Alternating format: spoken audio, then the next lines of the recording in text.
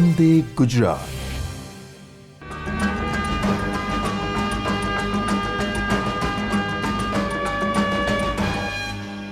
નમસ્કાર વિદ્યાર્થી મિત્રો, આપણે કોષ ચક્ર અને કોષ વિભાજન એનો પહેલો એપિસોડ જોઈ ગયા છે. તેમાં આપણે શું જોઈ ગયા એની ફરી એક વખત ચર્ચા કરી અને આપણે આગળ વધીશું. આપણે કોષ ચક્ર અને કોષ વિભાજન, જેમાં કોષ ચક્રની અંદર આપણે અભ્યાસ કરી ગયા કે કોષ ચક્રના 2 તબક્કા હોય છે, આંતરાવસ્થા અને એમ તબક્કો. આંતરાવસ્થાના વિવિધ તબક્કાઓ વિશે આપણે ચર્ચા કરી, જેની અંદર G1 તબક્કો, S તબક્કો અને G2 તબક્કો, જેમાં G1 તબક્કાની અંદર વૃદ્ધિ થાય છે, S તબક્કાની અંદર DNAનું સંશ્લેષણ થાય છે, જ્યારે G2 તબક્કાની અંદર આપણે જોઈ ગયા કે પ્રોટીનનું સંશ્લેષણ કઈ રીતે થાય છે તેના વિશે આપણે ચર્ચા કરી. ત્યારબાદ શરૂ થતો હતો M તબક્કો. M તબક્કાને સમવિભાજનના તબક્કા તરીકે પણ જાણવામાં આવતો હોય છે, જેની અંદર અલગ અલગ એની 4 અવસ્થાઓ જોઈ: પૂર્વાવસ્થા, ભાજનાવસ્થા, ભાજનોત્તરાવસ્થા અને અંત્યાવસ્થા. પૂર્વાવસ્થાની અંદર આપણે અભ્યાસ કર્યો કે કઈ રીતે કોષ કેન્દ્ર પટલ અદૃશ્ય થઈ રંગસૂત્ર દ્રવ્યમાંથી રંગસૂત્રનું નિર્માણ થઈ અને વિવિધ અંગિકાઓ અને કોષ કેન્દ્ર પટલ અદૃશ્ય થયું હતું. ત્યાર પછીની બીજી અવસ્થા આપણે અભ્યાસ કરી ચૂક્યા, ભાજનોત્તરાવસ્થા. ભાજનાવસ્થાની અંદર આપણે જોઈ ગયા કે કઈ રીતે રંગસૂત્રો એના વિષુવવૃત્તીય તલ ઉપર ત્રાકતંતુઓની મદદથી ગોઠવાઈ જાય છે. ત્યાર પછીની અવસ્થાની અંદર આપણે જોયું કે ત્રાકતંતુઓ ટૂંકા થતાં રંગસૂત્રો પોતપોતાના ધ્રુવ તરફ કઈ રીતે પહોંચે છે, અને અંત્યાવસ્થાની અંદર એ રંગસૂત્રો ફરી પાછા દ્રવ્યમાં ફેરવાઈ અને ધ્રુવ પાસે તેઓ એકઠા થઈ અને ફરતે કોષ કેન્દ્ર પટલનું નિર્માણ થઈ, અંગિકાઓ અને કોષ રસનું નિર્માણ થઈ અને એકમાંથી 2 બાળકોષોનું સર્જન કઈ રીતે થાય છે તે વિશે આપણે ચર્ચા કરી. ત્યારબાદ આપણે સમવિભાજનનું મહત્ત્વ જોયું અને ત્યાર પછી આજે આપણે જોઈશું અર્ધીકરણ વિશે. અર્ધીકરણ એટલે કે જે ફક્ત અને ફક્ત પ્રજનન કોષોની અંદર જોવા મળે તે પ્રકારનું આ વિભાજન છે, જેને આપણે અર્ધીકરણ તરીકે ઓળખીએ છીએ. અર્ધીકરણ પ્રકારના વિભાજનની અંદર મિત્રો એક કોષમાંથી અંતે 4 કોષોનું નિર્માણ થતું હોય છે. અહીં કોષનું વિભાજન 2 વખત થાય છે, જ્યારે એની અંદરના જથ્થાનું નિર્માણ 1 વખત થતો હોય છે. એટલે કે દ્રવ્ય 1 વખત બેવડાય અને કોષનું 2 વખત વિભાજન અહીં અર્ધીકરણમાં થાય છે. ચાલો તો આપણે અર્ધીકરણ વિશે જોઈએ કે અર્ધીકરણ લિંગી પ્રજનન દ્વારા સંતતિના નિર્માણમાં 2 જન્યુઓ જોડાઈ જાય છે. એટલે કે 2 જન્યુઓ એટલે કે અહીં એક નર જન્યુ હશે અને એક માદા જન્યુ હશે, અને આ બંને જન્યુઓ એકકીય રંગસૂત્રો ધરાવતા હોય છે. આમ એક નર જન્યુ એકકીય અને એક માદા જન્યુ એકકીય, બંને એકકીય એકબીજા સાથે જોડાય અને દ્વિકીય કોષોમાંથી એકકીય જન્યુનું નિર્માણ કરે છે. ત્યારબાદ બાળકોષોમાં રંગસૂત્રોની સંખ્યા અડધી થતાં એકકીય બાળકોષનું નિર્માણ થાય એને આપણે અર્ધીકરણ કહીએ છીએ. આપણે સમવિભાજનમાં જોયું હતું મિત્રો કે અહીં સમ એટલે કે સમાન વિભાજન હતું. જેટલું પિતૃકોષોની અંદર રંગસૂત્રોની સંખ્યા હતી એટલી જ સંખ્યા બાળકોષોમાં પણ જોવા મળતી હતી, જ્યારે અહીં બાળકોષોની અંદર રંગસૂત્રોની સંખ્યા પિતૃકોષ કરતાં અડધી થઈ જાય છે, જેના કારણે આપણે એને અર્ધીકરણ તરીકે ઓળખીએ છીએ. એટલે કે પિતૃ જો દ્વિકીય હશે તો એના જે બાળકોષ છે તે એકકીય હોય છે. લિંગી પ્રજનન કરતા સજીવોની અંદર અર્ધીકરણ દ્વારા એકકીય અવસ્થા ઉત્પન્ન થાય છે. એટલે કે એકકીય જન્યુઓ બને છે અને ફલનની ક્રિયા એટલે કે એક નર જન્યુ અને માદા જન્યુ એકબીજા સાથે જોડાય અને ફલિતાંડ એટલે કે યુગ્મનજ અથવા તો આપણે ઝાયગોટ તરીકે ઓળખીએ તેનું નિર્માણ થાય છે, જે ફરી પાછું દ્વિકીય હોય છે.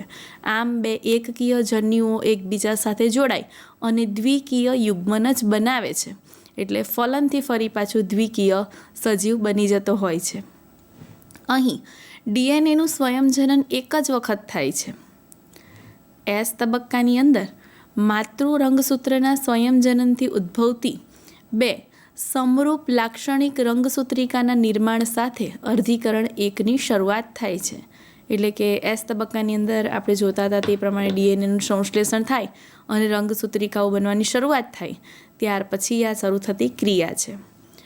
અર્ધીકરણની અંદર સમજાત રંગસૂત્રોની જોડીઓ બને છે અને પુનઃ સંયોજનની ક્રિયા થાય છે.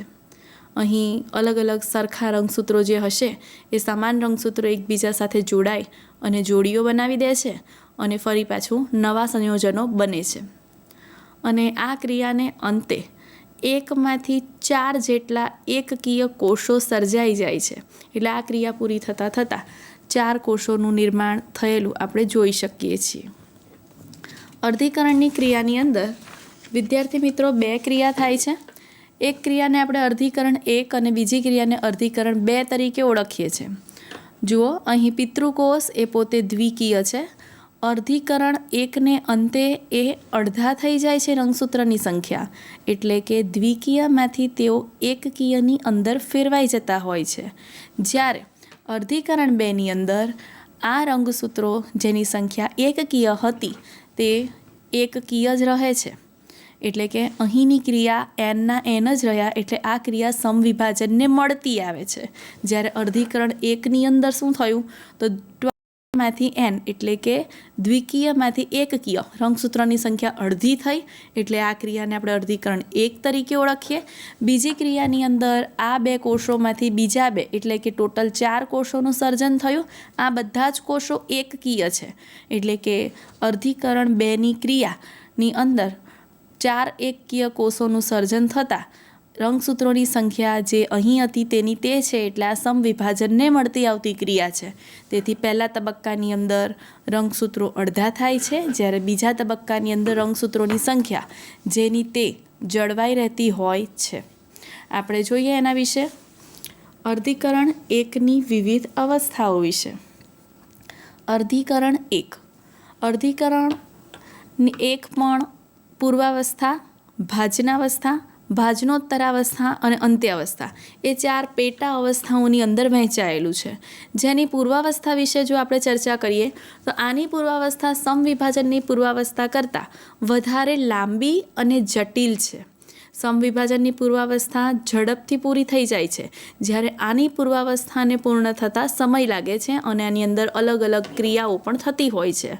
આની પૂર્વાવસ્થા અલગ અલગ પેટા 5 તબક્કાઓની અંદર વિભાજિત છે, જેને આપણે લેપ્ટોટીન, ઝાયગોટીન, પેક્ટિન, ડિપ્લોટીન અને ડાયકાઇનેસિસ તરીકે ઓળખીએ છીએ.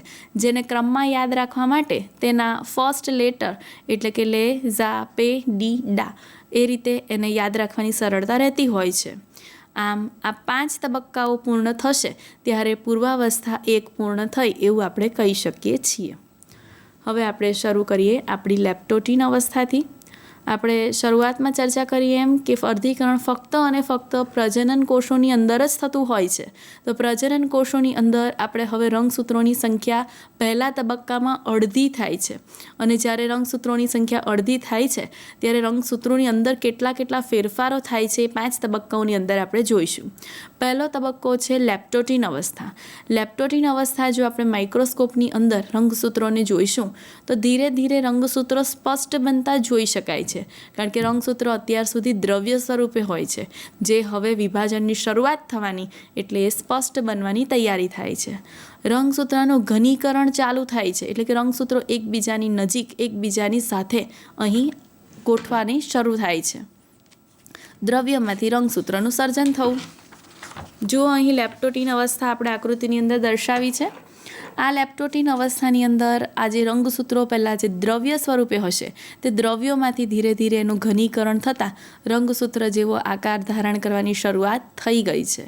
લેપ્ટોટીન અવસ્થાની અંદર આપણે આટલું યાદ રાખી શકશું કે રંગસૂત્રોનું અહીં ઘનીકરણ જોઈ શકીએ છીએ.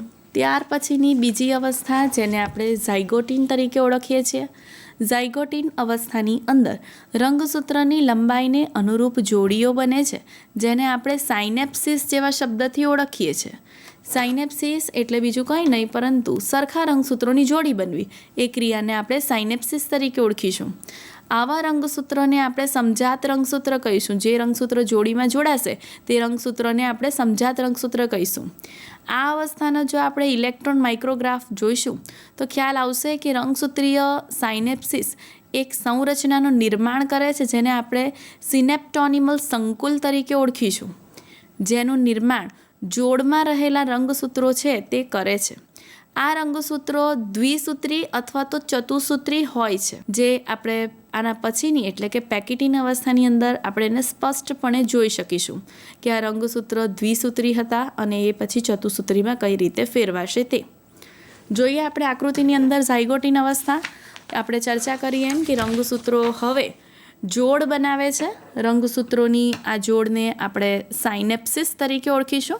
અહીંયા આકૃતિમાં આ બે રંગસૂત્રની એક જોડી અને આ રંગસૂત્રોની એક જોડી એમ બે જોડી બનાવેલી આપણે જોઈ શકીએ છીએ. અને સાથે સાથે કેટલાક ચેન્જીસ આપણે અહીંયા પણ જોઈ શકીએ કે તારા કેન્દ્રો ધીરે ધીરે ખસવાની શરૂઆત કરે છે. આગળની અવસ્થા એટલે કે ઝાયગોટીન પછીની અવસ્થા, જેને આપણે પેકિટીન તરીકે ઓળખીએ છીએ. આ અવસ્થા એ લેપ્ટોટીન અને ઝાયગોટીન કરતાં ટૂંકી છે. એટલે કે લેપ્ટોટીન અને ઝાયગોટીન એ નાની અવસ્થાઓ છે. એની સરખામણીએ આપણે પેકિટીન જોઈએ તો એ થોડી લાંબી અવસ્થા છે. દ્વિસૂત્રી રંગસૂત્રો અહીં સ્પષ્ટ ચતુસૂત્રી સ્વરૂપની અંદર આપણે જોઈ શકીએ છીએ. અહીં પુનઃ સંયોજિત ગંઠિકાઓનું નિર્માણ થાય છે. સમજાત રંગસૂત્રના ભિન્ન એકલ સૂત્રો વચ્ચે વ્યતિકરણની ક્રિયા થાય છે. વ્યતિકરણ એટલે કે બે સમજાત રંગસૂત્ર વચ્ચે જનીન દ્રવ્યની અદલા બદલી થવી. જો મિત્રો, બધા તબક્કાની અંદર એક એક અગત્યની ક્રિયાઓ થતી હોય છે. જેમ કે આપણે પહેલો તબક્કો જોયો લેપ્ટોટીન. લેપ્ટોટીનની અંદર રંગસૂત્રનું ઘનીકરણ થયું. બીજો તબક્કો જોયો ઝાયગોટીન. ઝાયગોટીનની અંદર આપણે જોયું કે સમજાત રંગસૂત્રોની જોડીઓ બની.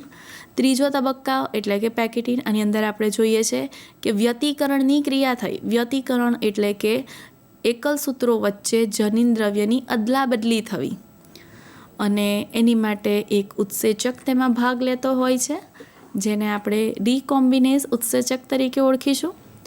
રંગસૂત્રો પર જનીનોનું અહીં પુનઃ સંયોજન થાય છે. તેઓ જનીન દ્રવ્યની આપલે કરે છે એટલે ફરી પાછા રંગસૂત્રોની ફરી ગોઠવણી એની અંદર થતી હોય છે. આ અવસ્થાના અંત સુધીમાં તે પૂર્ણ થઈ જાય છે અને વ્યતિકરણના સ્થાને રંગસૂત્રો હજી પણ જોડાયેલા રહે છે. આમ 3 અવસ્થાઓ આપણે પૂર્વાવસ્થાની જોઈ.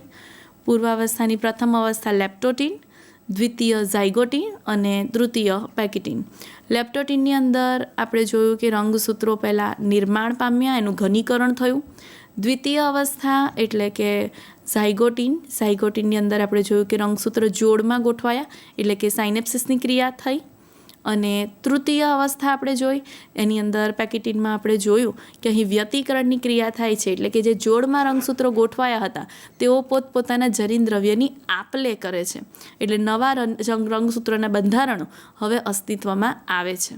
પરંતુ જ્યાં જ્યાં આ વ્યતિકરણની ક્રિયા થાય છે ત્યાં હજી આ રંગસૂત્રો એકબીજાની સાથે જોડાયેલા હોય છે. આપણે આકૃતિની અંદર જોઈએ. આ પેકિટીન અવસ્થાની અંદર આ જે જોડમાં રંગસૂત્રો હતા એ રંગસૂત્રો પોતપોતાના જનીન દ્રવ્યની હવે અહીં આપલે કરે છે. અહીંયા આપણે ચતુસૂત્રી રંગસૂત્ર એકદમ સ્પષ્ટ જોઈ શકીએ છીએ અને અહીં વ્યતિકરણની જે ક્રિયા છે તે ક્રિયા એકદમ સ્પષ્ટપણે થતી આપણે જોઈ શકીએ છીએ. સાથે સાથે આ તારા કેન્દ્ર પણ ખસી રહ્યા છે. પેકિટીન પછીની અવસ્થા છે જેને આપણે ડિપ્લોટીન તરીકે ઓળખીએ છીએ. ડિપ્લોટીન અવસ્થાની અંદર સિનેપ્ટોનિમલ સંકુલનું વિઘટન થવા માંડે છે. દ્વિસૂત્રી સમજાત રંગસૂત્રો એકબીજાથી દૂર ખસવા લાગે છે, પણ વ્યતિકરણના સ્થાને તેઓ એકબીજા સાથે જોડાયેલા રહે છે. વ્યતિકરણનું સ્થાન જ્યાં છે ત્યાં એક એક્સ એટલે કે ચોકડી આકારની રચના નિર્માણ પામે છે, જેને આપણે સ્વસ્તિક ચોકડી તરીકે ઓળખીએ છીએ. કેટલાક પૃષ્ઠવંશી પ્રાણીઓના અંડકોમાં આ અવસ્થા કેટલાય મહિના અથવા તો વર્ષો સુધી ચાલે છે. એટલે કે જ્યાં જ્યાં આ ચોકડી બની હશે ત્યાં હજી વ્યતિકરણની ક્રિયા ચાલુ હશે, એટલે કે જનીન દ્રવ્યોની આપલે શરૂ હશે. આમ આ અવસ્થાની અંદર સ્વસ્તિક ચોકડીનું નિર્માણ થવું એ ખૂબ જ અગત્યનો મુદ્દો આપણે ગણી શકીએ. આપણે આકૃતિની અંદર જોઈશું કે ડિપ્લોટીન અવસ્થા સિનેપ્ટોનિમલ સંકુલનું વિઘટન થશે, સ્વસ્તિક ચોકડીનું નિર્માણ થશે, રંગસૂત્ર વ્યતિકરણના સ્થાનેથી એકબીજાની સાથે જોડાયેલા હોય એવું અહીં આપણે જોઈ શકીએ છીએ. ડિપ્લોટીન પછીની અવસ્થા જેને આપણે ડાયકાઇનેસિસ તરીકે ઓળખીએ છીએ. ડાયકાઇનેસિસની અંદર સ્વસ્તિક ચોકડીઓ એકબીજાથી દૂર થવા માંડે છે. હવે રંગસૂત્રોનું ઘનીકરણ પૂર્ણ કક્ષાએ પહોંચે છે. સમજાત રંગસૂત્રોને છૂટી પાડતી દ્વિધ્રુવીય ત્રાકનું પણ નિર્માણ થઈ જાય છે. કોષ કેન્દ્રિકા લુપ્ત થાય છે. કોષ કેન્દ્ર પટલનું વિઘટન થાય છે, જે હવે ભાજનાવસ્થા એકની શરૂઆત સૂચવે છે. એટલે કે આપણે જે સમવિભાજનની અંદર પૂર્વાવસ્થા એકના અંતમાં જે ક્રિયાઓ જોઈ ગયા તે બધી ક્રિયાઓ આપણે ડાયકાઇનેસિસના અંતની અંદર જોઈ શકીએ છીએ. આમ પૂર્વાવસ્થા એક આપણે જોઈ જેના ડાયકાઇનેસિસની અંદર સ્વસ્તિક ચોકડીઓ એકબીજાથી દૂર થાય છે એવું આપણે કહી શકીએ. આ સ્વસ્તિક ચોકડી એકબીજાથી દૂર થવાની સાથે અહીં ઘનીકરણની પ્રક્રિયા પૂર્ણ થાય છે. દ્વિધ્રુવીય ત્રાક આ જે છે એ દ્વિધ્રુવીય ત્રાકનું નિર્માણ થાય છે તે દર્શાવે છે. કોષ કેન્દ્રિકા અને કોષ કેન્દ્ર પટલ આ ધીરે ધીરે આનું વિઘટન થઈ જશે, એટલે કે આપણે એને જોઈ શકીશું નહીં. આમ પૂર્વાવસ્થા એકની અંદર અલગ અલગ બધી ફેરફારો થઈ જાય છે અને ત્યારબાદ આપણે ભાજનાવસ્થા એકની શરૂઆત અહીં થશે. આમ આપણે જોઈએ પૂર્વાવસ્થાની અંદર કયા કયા ફેરફારો થઈ ગયા. તો પૂર્વાવસ્થાની અંદર 5 તબક્કાઓની અંદર વહેંચાયેલી અવસ્થાની અંદર પહેલો તબક્કો લેપ્ટોટીન. લેપ્ટોટીન તબક્કાની અંદર આ જે રંગસૂત્રો હતા તેનું ઘનીકરણ થયું. ત્યારબાદ બીજો તબક્કો ઝાયગોટીન. ઝાયગોટીન તબક્કાની અંદર સાયનેપ્સિસની ક્રિયા થઈ, એટલે કે રંગસૂત્રોની જોડીઓ બની. ત્યાર પછીની ક્રિયા પેકિટીન. પેકિટીનની અંદર હવે વ્યતિકરણની ક્રિયા થાય છે, એટલે કે રંગસૂત્રીય દ્રવ્યોની આપલે થાય છે. ત્યાર પછીની ક્રિયા ડિપ્લોટીન. અહીં સ્વસ્તિક ચોકડીનું નિર્માણ થયું, એટલે કે જ્યાં વ્યતિકરણની ક્રિયા ચાલુ હતી ત્યાં એક્સ આકારની રચનાઓ બની. અને અંતિમ અવસ્થા ડાયકાઇનેસિસ, જેમાં સ્વસ્તિક ચોકડીનું પણ વિઘટન થઈ ગયું અને રંગસૂત્રો સ્પષ્ટ દેખાવા માંડ્યા. એની સાથે સાથે કોષ કેન્દ્ર પટલ, કોષ કેન્દ્રિકા અને વિવિધ અંગિકાઓ ધીરે ધીરે અદૃશ્ય થવા લાગી. આ ક્રિયા પૂર્વાવસ્થાના અંત સુધીની અંદર આપણે થયેલી જોઈ શકીએ છીએ. પૂર્વાવસ્થા પૂરી થતાં દ્વિતીય અવસ્થા ભાજનોત્તરાવસ્થા એકની શરૂઆત થઈ જાય છે. આપણે જોઈએ ભાજનોત્તરાવસ્થા. ભાજનોત્તરાવસ્થાની અંદર દ્વિસૂત્રીય રંગસૂત્રો કોષના વિષુવવૃત્તીય તલમાં જોડી સ્વરૂપે ગોઠવાઈ જાય છે. એટલે કે આપણે જોઈએ કે જે રંગસૂત્રો જોડી સ્વરૂપમાં હતા તે રંગસૂત્રો હવે મધ્ય ભાગની અંદર ગોઠવાય છે અને વિરુદ્ધ ધ્રુવોના ત્રાકતંતુઓની સૂક્ષ્મ નલિકાઓ પ્રત્યેક સમજાત રંગસૂત્રની જોડી સાથે સ્વતંત્રપણે જોડાઈ જતી હોય છે. અહીં આપણે આકૃતિની અંદર જોઈએ કે અહીં રંગસૂત્રો આપણે કહ્યું એમ જોડીની અંદર ગોઠવાય છે. તો આ તમામ રંગસૂત્રોની જોડીઓ વિષુવવૃત્તીય તલ એટલે કે ભાજન તલની ઉપર ગોઠવાઈ જાય છે. ત્યારબાદ બંને તારા કેન્દ્રો સામસામેના ધ્રુવ તરફ આવી ચૂક્યા છે. અહીં ત્રાકતંતુઓનું નિર્માણ થઈ ચૂક્યું છે. આ ત્રાકતંતુઓ કાઇનેટોકોર્સ સાથે જોડાઈ ગયા છે અને ભાજનાવસ્થા એકની અંદર આ રીતે જોડીઓ ત્રાકતંતુઓ સાથે જોડાયેલી આપણે જોઈ શકીએ છીએ. અહીં આપણે સમવિભાજનની ભાજનાવસ્થાને સાથે યાદ કરીએ તો ત્યાં ફરક એટલો હતો કે ત્યાં જોડી ન હતી, ત્યાં રંગસૂત્ર જ હતા. એટલો આની અંદર આપણે ડિફરન્સ જોઈ શકીએ છીએ. ત્યાર પછીની અવસ્થા ભાજનોત્તરા અવસ્થા એકમાં આપણે જોઈએ કે સમજાત રંગસૂત્રો અહીં એકબીજાથી છૂટા પડે છે. અહીં જે વિષુવવૃત્તીય વિસ્તાર ઉપર ગોઠવાયા હતા ભાજનાવસ્થાની અંદર, તે ભાજનાવસ્થા એક અવસ્થાની અંદર ગોઠવાયેલા રંગસૂત્રો હવે પોતપોતાના ધ્રુવ તરફ આગળ ખસે છે. અહીં આપણે જોઈ શકીએ કે રંગસૂત્રો ત્રાકતંતુઓ સાથે જોડાયેલા છે અને અહીં આખા રંગસૂત્રો છે. જ્યારે સમવિભાજનની અંદર અહીં રંગસૂત્રિકાઓ હતી, એટલે અહીં રંગસૂત્ર જે આપણે પહેલાં 8 બતાવ્યા હતા તે હવે દરેક ધ્રુવ પાસે 4-4, એટલે કે રંગસૂત્રોની સંખ્યા અડધી થયેલી એવું આપણે સ્પષ્ટપણે જોઈ શકીએ છીએ. આમ ભાજનોત્તરા અવસ્થાની અંદર જ્યારે દોહિત્ર રંગસૂત્રિકાઓ તેના સેન્ટ્રોમિયરથી અહીં જોડાયેલી રહે છે. આપણે જોઈ શકીએ છીએ તમામ પોતાના ધ્રુવ પાસે સેન્ટ્રોમિયર સાથે જોડાયેલી જ છે. રંગસૂત્રિકાઓને અહીં આપણે છૂટી નથી પાડી.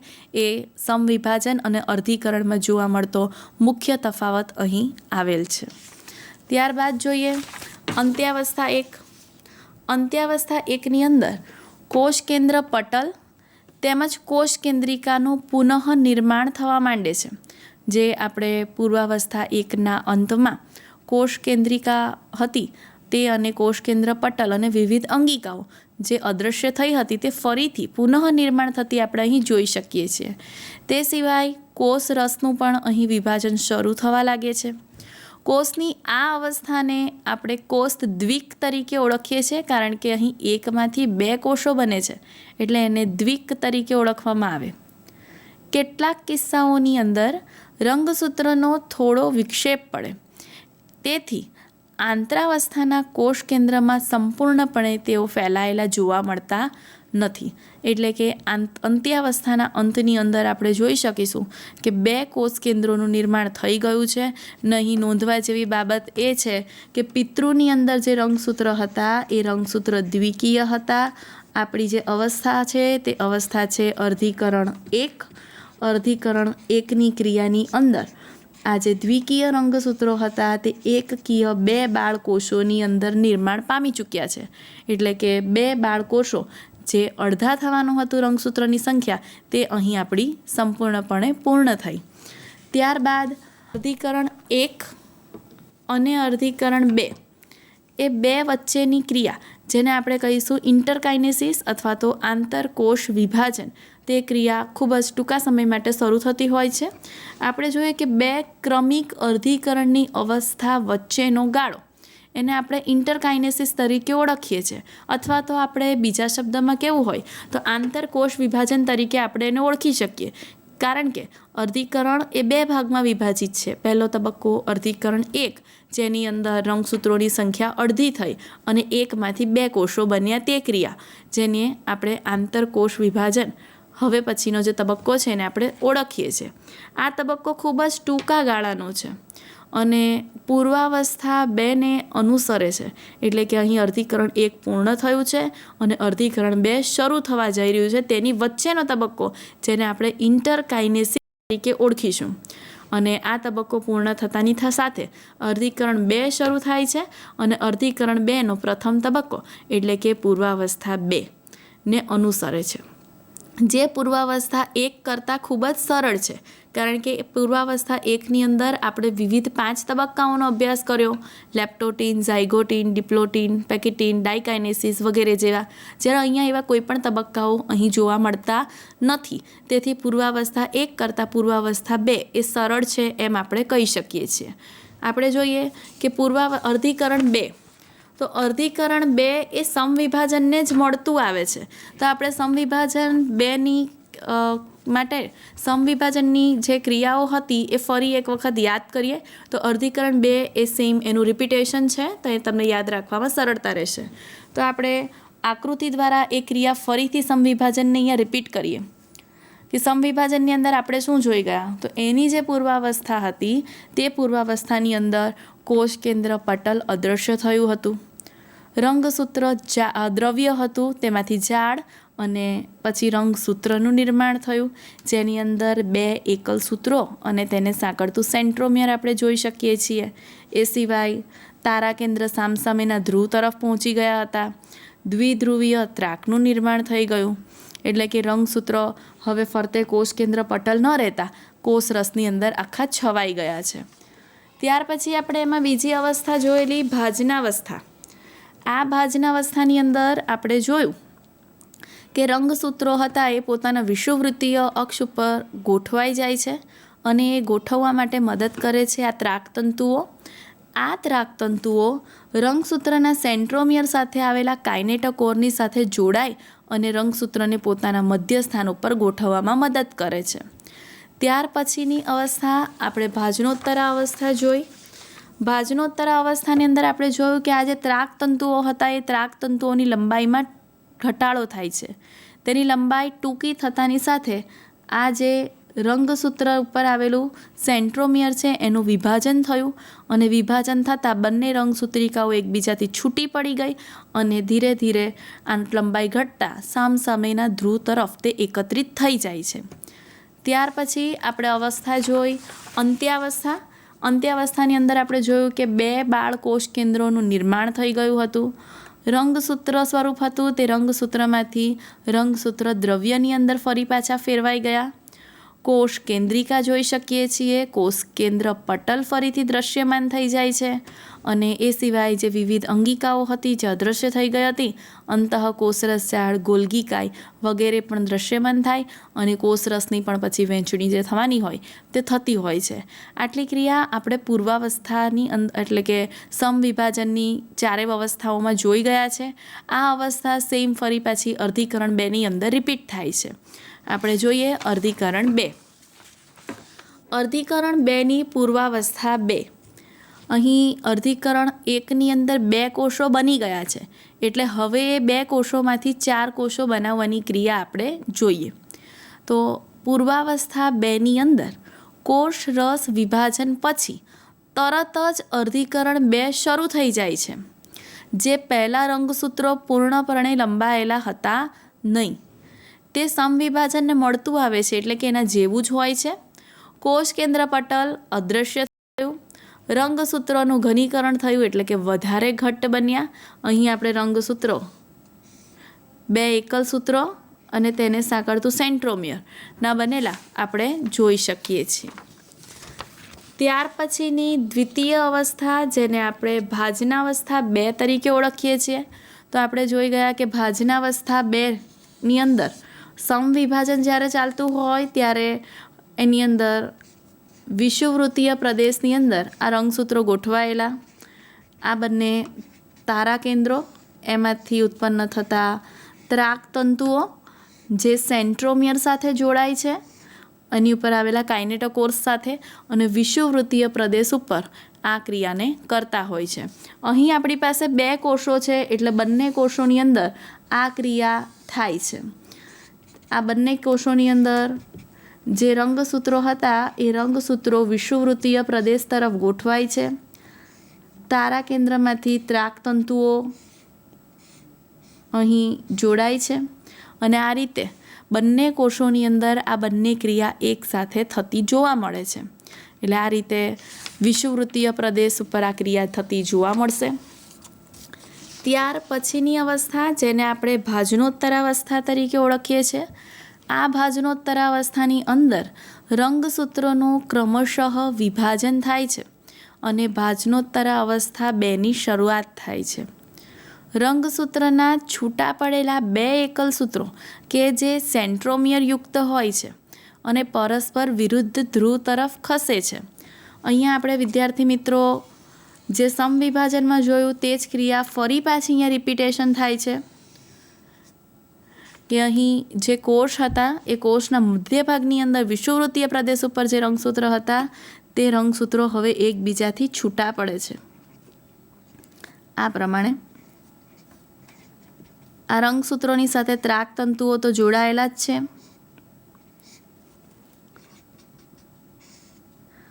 આ ત્રાકતંતુઓની લંબાઈ હવે ટૂંકી થાય છે. એના કારણે આ સેન્ટ્રોમિયરનું વિભાજન થઈ ગયું અને સેન્ટ્રોમિયરનું વિભાજન થતાં આ બંને રંગસૂત્રિકાઓ એકબીજાથી છૂટી પડી અને જેમ જેમ આ ત્રાકતંતુઓ ટૂંકા થતા જશે તેમ તેમ આ રંગસૂત્રિકાઓ પોતપોતાના ધ્રુવ તરફ ખેંચાતી જશે. આ ક્રિયા પણ 2 કોષોની અંદર એક સાથે જ થતી આપણે જોઈ શકીએ છીએ. બંને કોષોની અંદર સેમ ક્રિયા અહીં જોઈશું આપણે. આ ક્રિયા પૂર્ણ થતાં થતાં અર્ધીકરણ 2ના અંત સુધીમાં આ 2માંથી 4 કોષો આપણે મેળવી શકીશું. બરાબર વિદ્યાર્થી મિત્રો? તો અહીં રંગસૂત્રનું ક્રમશઃ વિભાજન થાય છે. આ રંગસૂત્રોનું વિભાજન થયું અને ભાજનોત્તરા 2 અવસ્થાની શરૂઆત થઈ જાય છે. આ 2 રંગસૂત્રો એકબીજાથી છૂટા પડ્યા, તેથી છૂટા પડેલા 2 એકલ સૂત્રો એને સેન્ટ્રોમિયર યુક્ત છે, એટલે તમામ સેન્ટ્રોમિયર ધરાવે છે અને પરસ્પર વિરુદ્ધ ધ્રુવ તરફ ખેંચે છે. આ પોતાના ધ્રુવ તરફ અને આ બાજુના પોતાના ધ્રુવ તરફ, એમ સામસામે પોતપોતાના ધ્રુવ તરફ તેઓ ખસે છે અને આ ક્રિયા આપણે જોઈ શકીએ છીએ. ત્યાર પછીની અંતિમ અવસ્થા, જેને આપણે અંત્યાવસ્થા 2 તરીકે ઓળખીએ છીએ, આ અર્ધીકરણની અંતિમ અવસ્થા છે. કારણ કે રંગસૂત્રના 2 સમૂહ ફરીથી કોષ કેન્દ્ર પટલથી વીંટળાઈ જાય છે અને કોષનું વિભાજન થાય અને પછી 4 એકકીય બાળકોષોનું સર્જન અહીં આપણે જોઈ શકીએ છીએ. અહીંયા અંત્યાવસ્થા 2 આવતા આવતા જે કોષ 1 હતા તેમાંથી 2 થઈ જાય છે. ફરી પાછું કોષ કેન્દ્ર પટલ આવી જાય છે. રંગસૂત્ર જે દ્રવ્ય સ્વરૂપે હતા, જાળ સ્વરૂપે હતા, તે ફરી પાછા દ્રવ્યની અંદર ફેરવાઈ જાય છે. કોષ કેન્દ્ર પટલ આવી ગયું છે. વિવિધ અંગિકાઓ પણ ફરી પોછાનું સ્થાન લે છે. કોષ કેન્દ્રિકાઓ જોઈ શકીએ છીએ. એ સિવાય તમામ અંગિકાઓ અંતઃકોષરસજાળ, ગોલ્ગીકાય વગેરે પણ ફરીથી અહીં નિર્માણ પામે છે. અને દરેક ધ્રુવ પાસે 2 કોષ કેન્દ્રનું નિર્માણ આપણે સ્પષ્ટ અહીં જોઈ શકીએ છીએ. આમ 1માંથી 2 અને 2 કોષ હતા એટલે આપણે 4 કોષોનું નિર્માણ અહીં આપણે જોઈ શકીએ છીએ. અહીં આપણે જોયું કે અર્ધીકરણની અંદર પિતૃના રંગસૂત્રોની સંખ્યા દ્વિકીય હતી. જ્યારે અર્ધીકરણ 1ની ક્રિયા થઈ ત્યારે એ રંગસૂત્રોની સંખ્યા અડધી થઈ ગઈ, એટલે કે NN એકકીય થઈ. અને જ્યારે અર્ધીકરણ 2ની શરૂઆત થઈ તો એ ક્રિયા પૂર્ણ થતાં આ કોષો 2માંથી 4માં ફેરવાયા અને એ એકકીય હોય છે. આમ દ્વિકીય પિતૃ આ પ્રક્રિયા પૂર્ણ થતાં 4 એકકીય કોષોનું નિર્માણ કરી દે છે. આમ રંગસૂત્રોની સંખ્યા અડધી થઈ હોવાથી આ ક્રિયાને આપણે અર્ધીકરણ તરીકે ઓળખીએ છીએ. જ્યારે સમવિભાજનની ક્રિયા આપણે જોઈ, સમવિભાજનની ક્રિયાની અંદર રંગસૂત્રોની સંખ્યા જે પિતૃમાં હતી તે જ સંખ્યા તેના બાળકોષોની અંદર પણ જળવાઈ હતી. તેથી સમવિભાજન અને અર્ધીકરણ વચ્ચે આ એક મહત્ત્વનો ભેદ આપણે જોઈ શકીએ કે સમવિભાજનની ક્રિયાની અંદર રંગસૂત્રોની સંખ્યા જે હતી તેની તે જ જળવાઈ છે. જ્યારે અર્ધીકરણની અંદર આપણે જોયું કે રંગસૂત્રોની સંખ્યા પિતૃમાં હતી તે કરતાં અડધી થઈ ગઈ છે. આ અડધી થવાનું કારણ પણ આપણે આગળ જોઈ ગયા કે અડધું થવાનું કારણ એ છે કે 2 એકકીય જન્યુઓ, એક નર જન્યુ અને એક માદા જન્યુ ફલનની ક્રિયા દ્વારા ફરી પાછો દ્વિકીય દેહ ધારણ કરે તે માટે આ અર્ધીકરણની ક્રિયા થયેલી આપણે જોઈ શકીએ છીએ. એટલે કે પ્રજનન કરતા કોષોની અંદર જ ફક્ત આ ક્રિયા આપણે જોઈ શકીએ છીએ. તો આ પ્રમાણે આપણે અર્ધીકરણની ક્રિયા જોઈ. આપણે હવે જોઈએ અર્ધીકરણની ક્રિયાનું મહત્ત્વ કે અર્ધીકરણની ક્રિયા શા માટે જરૂરી છે.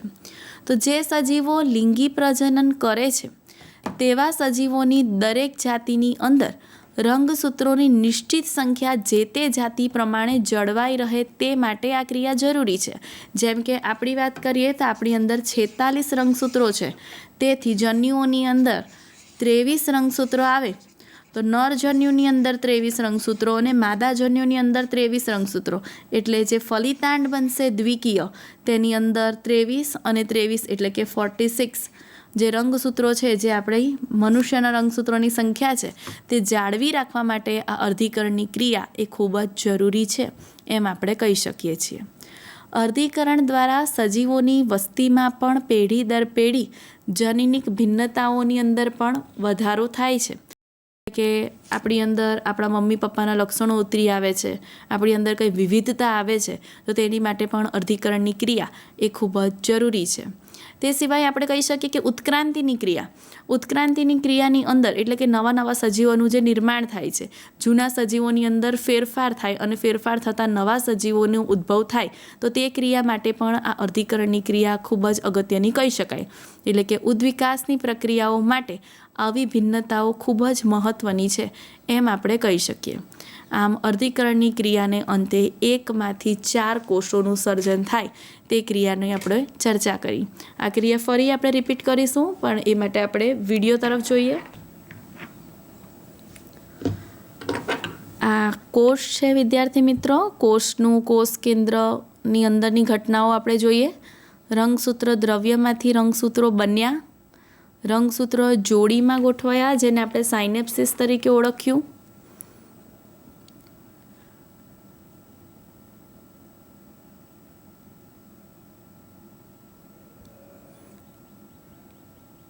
આ રંગસૂત્રો વચ્ચે વ્યતિકરણની ક્રિયા થશે, એટલે કે જનીન દ્રવ્યની તેઓ આપલે કરે છે અહીં આપણે વિડીયોમાં સ્પષ્ટ જોઈ શકીએ છીએ કે તેઓ પિંક અને બ્લુ કલર દ્વારા દર્શાવવામાં આવ્યું છે કે જનીન દ્રવ્યની આપલે થઈ ગઈ છે. ત્યારબાદ આપણે જોયું કે આ જે જોડીવાળા રંગસૂત્રો હતા તે વિષુવવૃત્તીય પ્રદેશ તરફ ગોઠવાય છે. વિષુવવૃત્તીય પ્રદેશ તરફ આ જોડીના જે રંગસૂત્રો છે એ રંગસૂત્રો પોતપોતાના ધ્રુવ તરફ ખેંચાય છે ત્રાકતંતુઓની મદદથી, અને આ રીતે એકમાંથી ધીરે ધીરે બે કોષોનું સર્જન થાય છે. રંગસૂત્રો ફરી પાછા દ્વિતીય અર્ધીકરણ તરફ આગળ વધી રહ્યા છે. તારા કેન્દ્ર સામસામેના ધ્રુવ તરફ પહોંચી રહ્યું છે. રંગસૂત્રો ફરી વિષુવવૃત્તીય પ્રદેશ પર ગોઠવાય છે. રંગસૂત્રિકાઓ છૂટી પડે છે. કોષ કેન્દ્રની અંદર નિર્માણ પામી ગયું છે. સેન્ટ્રોમિયરનું વિભાજન થતાં રંગસૂત્રિકા સામસામેના ધ્રુવ તરફ પહોંચી અને આ રીતે એકમાંથી બે અને બેમાંથી ચાર કોષોનું નિર્માણ થયું. આ ચારેય પ્રજનન કોષો છે, એટલે કે જન્યુ કોષો છે. તો આ રીતે આ ક્રિયા સળંગ ચાલતી હોય છે અને પ્રજનન કોષોનું નિર્માણ આ ક્રિયા દ્વારા થતું હોય છે. આપણે આ ક્રિયાને ફરીથી એક વખત રિપીટ કરીશું. અર્ધીકરણની ક્રિયાની અંદર શું જોવા મળ્યું અને ત્યારબાદ આપણે સમવિભાજન અને અર્ધીકરણની અંદર શું ડિફરન્સ છે, શું ફરક છે તેના વિશે ચર્ચા કરીશું. તો ફરીથી આપણે યાદ કરીએ અર્ધીકરણની ક્રિયા. અર્ધીકરણની અંદર વિદ્યાર્થી મિત્રો એકમાંથી ચાર કોષો બનાવવાના છે. અહીં રંગસૂત્ર દ્રવ્ય એક જ વખત બેવડાશે, જ્યારે કોષો બે વખત બેવડાય છે. પ્રથમ અર્ધીકરણ 1 અને ત્યારબાદ અર્ધીકરણ 2 એમ બે ક્રિયાઓ વિશે આપણે આની અંદર ચર્ચા કરી છે. અર્ધીકરણ 1ની અંદર આપણે પૂર્વાવસ્થા 1 જોઈ કે એ ખૂબ જ લાંબામાં લાંબી અવસ્થા છે. પૂર્વાવસ્થા 1 એ અલગ અલગ 5 પેટા તબક્કાઓની અંદર વહેંચાયેલું હતું.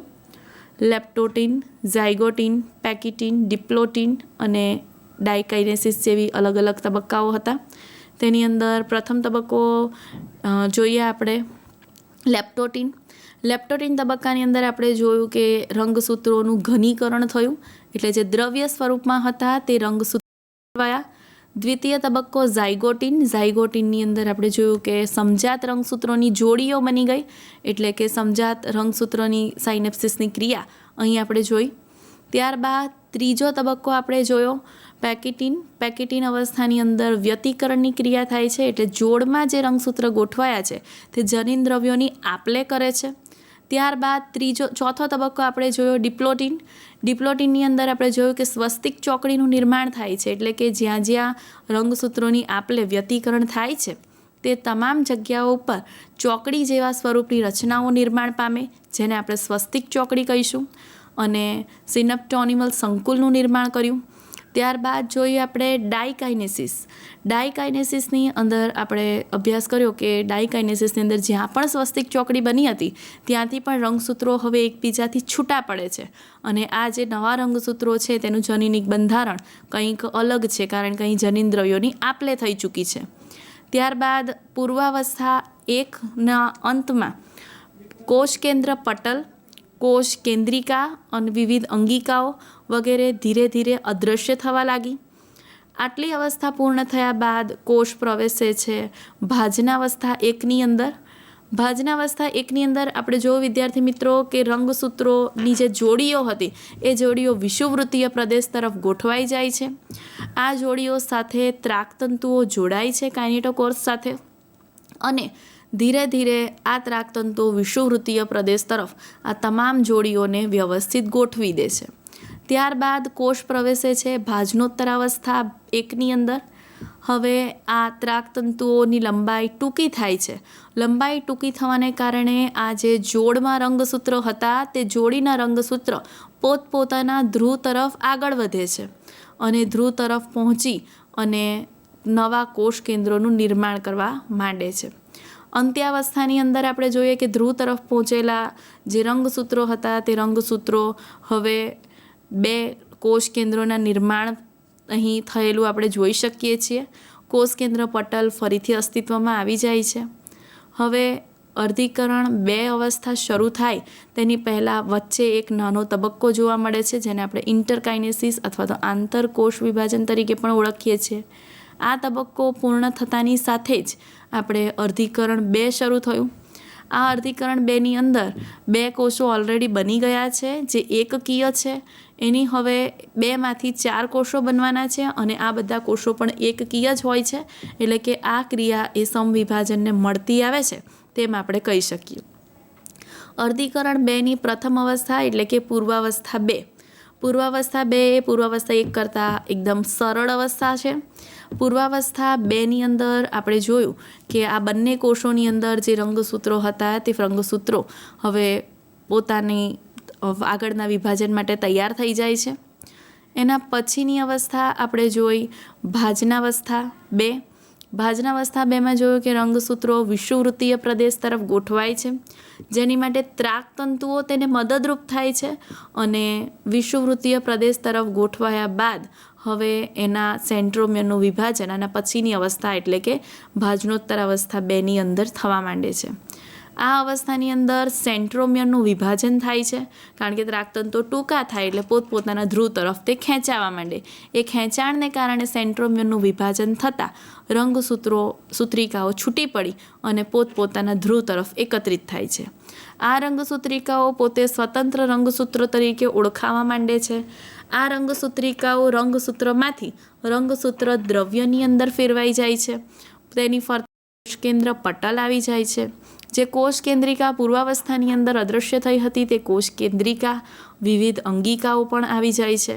કોષ રસનું પણ વિભાજન થાય છે અને આ જે 2 કોષો નિર્માણ પામ્યા હતા એ 2 કોષોમાંથી 4 કોષોનું સર્જન થયેલું અહીં આપણે જોઈ શકીએ છીએ. આમ અર્ધીકરણની અવસ્થાની અંદર 1માંથી 4 કોષોનું નિર્માણ થયેલું આપણે જોઈ શકીએ. હવે આપણે જોઈએ અર્ધીકરણ અને સમવિભાજન વચ્ચે શું ફરક છે, શું તફાવત છે. તો આપણે જોઈશું કે અર્ધીકરણની અંદર અને સમવિભાજનમાં, તો સમવિભાજન એ ફક્ત દૈહિક કોષોની અંદર જોવા મળતું હતું, જ્યારે અર્ધીકરણ એ જનન કોષોની અંદર એટલે પ્રજનન કરતા જે કોષો હોય એની અંદર જ જોવા મળે છે. સમવિભાજનની અંદર આપણે જોયું વિદ્યાર્થી મિત્રો કે એક જ વખત વિભાજન થયું. 4 જ અવસ્થા હતી: પૂર્વાવસ્થા, ભાજનાવસ્થા, ભાજનોત્તરાવસ્થા અને અંત્યાવસ્થા. જ્યારે અર્ધીકરણની અંદર અર્ધીકરણ 1 અને અર્ધીકરણ 2 એમ 2 વખત વિભાજનની ક્રિયા થઈ એવું આપણે જોયું. સમવિભાજનની અંદર આપણે જોયું કે 2 બાળકોષોનું નિર્માણ થાય છે, જ્યારે અર્ધીકરણની અંદર જોયું કે 4 બાળકોષોનું નિર્માણ થયું. સમવિભાજનની અંદર જોયું કે માતૃકોષો જેવા હતા તેવા જ, એટલે કે જો માતૃકોષ એકકીય હોય તો રંગસૂત્ર પણ એકકીય અને દ્વિકીય હોય તો દ્વિકીય રંગસૂત્રો હતા. જ્યારે અર્ધીકરણની અંદર માતૃકોષોની સંખ્યા જે હતી ટ્વાઇઝેન, તેના કરતાં રંગસૂત્રોની સંખ્યા અડધી થઈ જાય છે. અહીંયા રંગસૂત્રોની સંખ્યા તેની તે જ રહે છે, માતૃકોષ જેટલી જ, જ્યારે અહીં માતૃકોષ કરતાં રંગસૂત્રોની સંખ્યા અડધી થયેલી આપણે જોઈ શકીએ છીએ. અહીં સમજાત રંગસૂત્રોની જોડ બનતી નથી, જ્યારે અહીં સમજાત રંગસૂત્રોની જોડ બનતી આપણે જોઈ છે અર્ધીકરણ 1માં. અહીં વ્યતિકરણની ક્રિયા થતી નથી. અહીં વ્યતિકરણની ક્રિયા થાય છે, કારણ કે અહીં નવી જનીન બંધારણનું નિર્માણ થાય છે. અહીં ભાજનોત્તરાવસ્થામાં સેન્ટ્રોમિયર વિભાજિત થાય છે, જ્યારે અહીં ભાજનોત્તર અવસ્થા 1માં એનું વિભાજન થતું નથી, પરંતુ ભાજનોત્તર અવસ્થા 2ની અંદર જો આપણે જોઈએ તો એમાં સેન્ટ્રોમિયરનું વિભાજન થતું હતું. અહીં બાળકોષોના ડીએનએના તંતુ હતા એ સમાન રહે છે, જ્યારે અહીં જે તંતુ હતા તે અડધા થઈ જાય છે.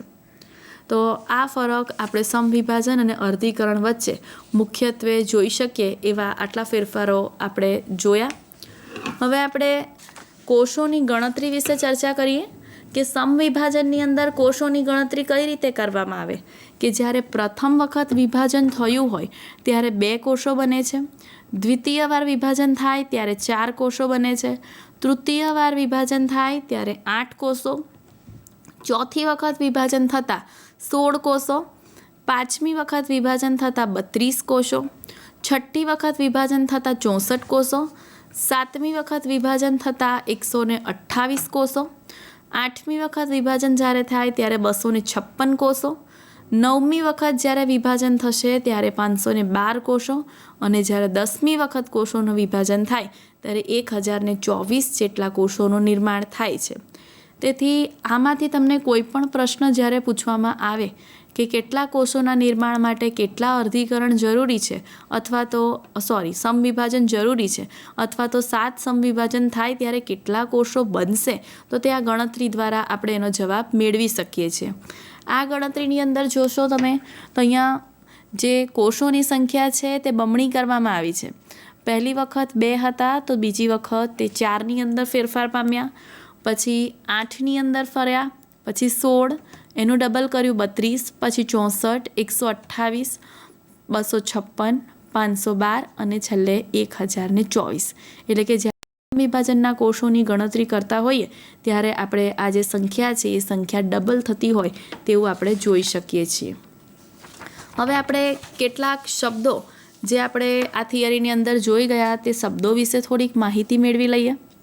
અહીં આપણે એક શબ્દ જોઈ ગયા દ્વિસૂત્રી અવસ્થા વિશે, કે ઝાયગોટિન અવસ્થા દરમિયાન સર્જાતી સમજાત રંગસૂત્રોની જે જોડ બની હતી તેને આપણે દ્વિસૂત્રી અવસ્થા તરીકે ઓળખીએ છીએ.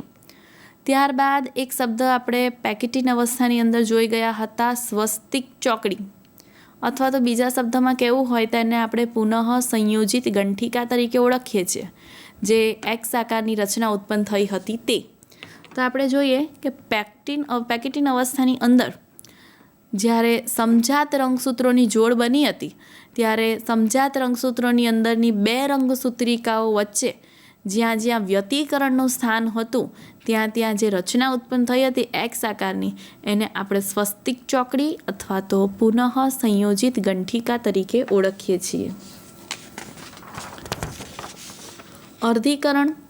અર્ધીકરણની અંદર આપણે જોયું કે જે કોષ વિભાજનને અંતે નવા સર્જાતા કોષોમાં રંગસૂત્રોની સંખ્યા મૂળ કોષ કરતાં અડધી થઈ જાય છે એ ક્રિયાને આપણે અર્ધીકરણ કહીએ છીએ.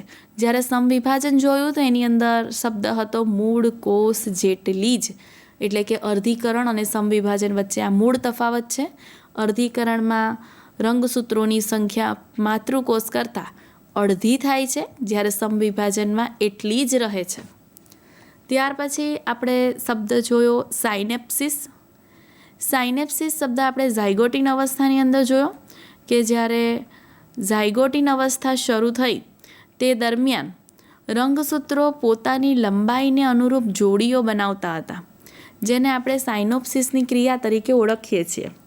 આ સાયનોપ્સિસની ક્રિયા બાદની ક્રિયાની અંદર આપણે વ્યતિકરણ વગેરે ક્રિયાઓ જોઈ.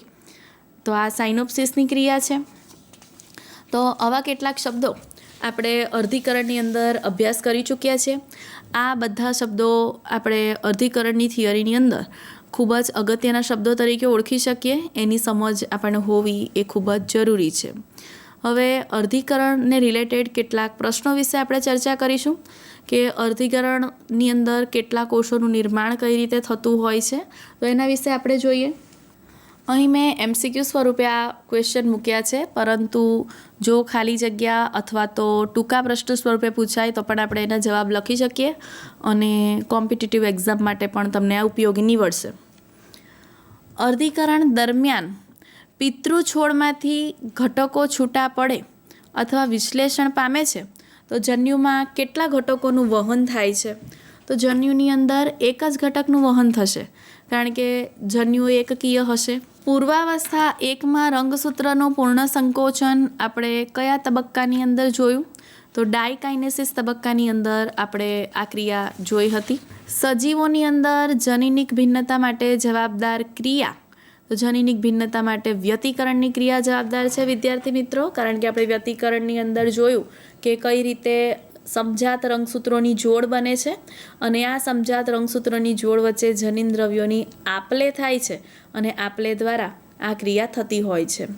એટલે કે આ પ્રમાણે વિદ્યાર્થી મિત્રો આપણે અર્ધીકરણની ક્રિયા આ ચેપ્ટરની અંદર પૂર્ણ કરી. આમ આ ચેપ્ટરમાં 3 અગત્યની થિયરીઓ છે. એક કોષચક્ર, સમવિભાજન અને અર્ધીકરણ. સમવિભાજન અને અર્ધીકરણની અંદર થોડી સામ્યતાઓ અને થોડી ભિન્નતાઓ છે. સમવિભાજન વિશે આપણે યાદ રાખીશું મિત્રો કે એ ફક્ત દૈહિક કોષોમાં જ થાય છે. તેની અંદર રંગસૂત્રોની સંખ્યા તેની તે જ હોય છે. જ્યારે પ્રજનન કોષોની અંદર એટલે કે અર્ધીકરણની ક્રિયા જ્યારે થતી હોય છે ત્યારે રંગસૂત્રોની સંખ્યા અડધી થઈ જાય છે. સમવિભાજનમાં મિત્રો આપણે જોયું કે કોષોની સંખ્યા 1માંથી 2 થાય છે, જ્યારે અર્ધીકરણની અંદર જોયું કે કોષોની સંખ્યા 1માંથી અંતે 4 ઉત્પન્ન થાય છે.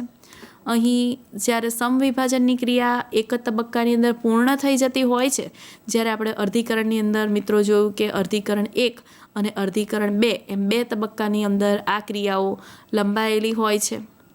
અર્ધીકરણની જે પૂર્વાવસ્થા છે તે સમવિભાજનની પૂર્વાવસ્થા કરતાં જટિલ અને લાંબી છે.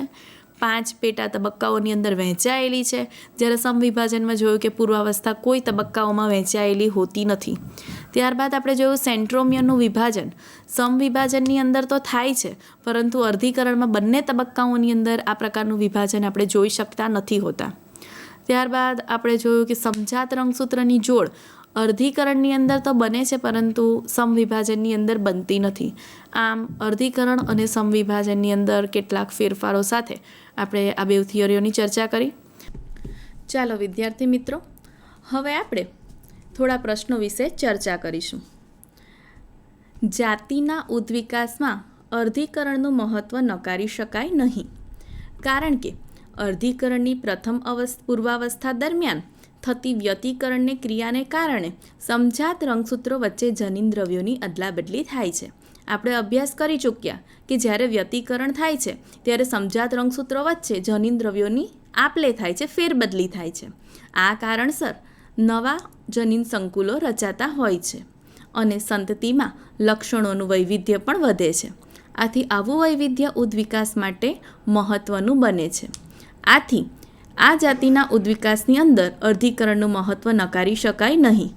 વિદ્યાર્થી મિત્રો, આપણે ચર્ચા કરી ચૂક્યા કે સમવિભાજન હોય તો સમવિભાજનની અંદર જે પિતૃકોષો છે એના જેવા જ સેમ કોષો બાળકોષો હોય છે, જ્યારે અર્ધીકરણની અંદર જે કોષો નિર્માણ પામે છે તે પિતૃ જેવા હોતા નથી, પિતૃ કરતાં ભિન્ન છે. તો નવી જાતિઓના ઉદ્વિકાસની જો જરૂરિયાત હોય તે સમયે અર્ધીકરણ ન હોય તો નવી જાતિનો ઉદ્વિકાસ શક્ય જ નથી હોતો. તેથી જાતિના ઉદ્વિકાસમાં અર્ધીકરણનું મહત્ત્વ હોય છે. હવે આપણે એક તફાવત જોઈશું, સમવિભાજનની પૂર્વાવસ્થા અને અર્ધીકરણની પૂર્વાવસ્થા. આપણે જાણીએ છીએ કે પૂર્વાવસ્થા એ પ્રથમ અવસ્થા છે. તો સમવિભાજનની પૂર્વાવસ્થા અને અર્ધીકરણની પૂર્વાવસ્થા વચ્ચે શું ભેદ છે તેના વિશે આપણે ચર્ચા કરીશું. તો સૌપ્રથમ આપણે જોઈએ સમભાજનની પૂર્વાવસ્થા. તો સમભાજનની પૂર્વાવસ્થા જે છે તે અર્ધીકરણની સરખામણીમાં આ સમયગાળો ખૂબ જ ટૂંકો હોય છે, જ્યારે અર્ધીકરણની અંદર જે એની પૂર્વાવસ્થા છે તેનો સમયગાળો ખૂબ જ લાંબો જોવા મળે છે. પછી સમવિભાજનની પૂર્વાવસ્થાના કોઈ ઉપતબક્કા નથી હોતા, જ્યારે અર્ધીકરણની પૂર્વાવસ્થા 5 ઉપતબક્કાઓની અંદર વહેંચાયેલી જોવા મળે છે, જે આપણે શીખી ગયા છે. લેપ્ટોટીન, ઝાયગોટીન, પેકેટીન, ડિપ્લોટીન, ડાયકાઇનેસિસ વગેરે જેવા ઉપતબક્કાઓ તેમાં જોવા મળતા હોય છે, જ્યારે સમભાજનમાં આવા કોઈ પણ ઉપતબક્કાઓ હોતા નથી. પૂર્વાવસ્થાના અંતમાં રંગસૂત્ર અને તેનું સેન્ટ્રોમિયર સાંકળતા સેન્ટ્રોમિયરનું બનેલું હોય તેવું આપણે જોઈ શકીએ છીએ, જ્યારે અર્ધીકરણની પૂર્વાવસ્થામાં સમજાત રંગસૂત્રોની દ્વિસૂત્રી જોડ આપણને જોવા મળતી હોય છે. સમભાજનની પૂર્વાવસ્થાની અંદર વ્યતિકરણ કે સ્વસ્તિક જેવી રચના બનતી નથી, જ્યારે અર્ધીકરણની પૂર્વાવસ્થામાં વ્યતિકરણ અને સ્વસ્તિક જેવી રચનાઓ આપણે જોઈ શકીએ છીએ. વિદ્યાર્થી મિત્રો, આપણે જાણીએ છીએ કે સમભાજનની અંદર જનીન્દ્રવ્યની આપ-લે નથી થતી હોતી, પિતૃ જેવા જ કોષો બને છે, તેથી અહીંયા વ્યતિકરણ જરૂરી નથી, જ્યારે અર્ધીકરણની અંદર જનીન્દ્રવ્યની આપ-લે થાય છે, તેથી અહીં વ્યતિકરણ આપણે જોઈ શકીએ છીએ. વિદ્યાર્થી મિત્રો, થેન્ક યુ, આભાર.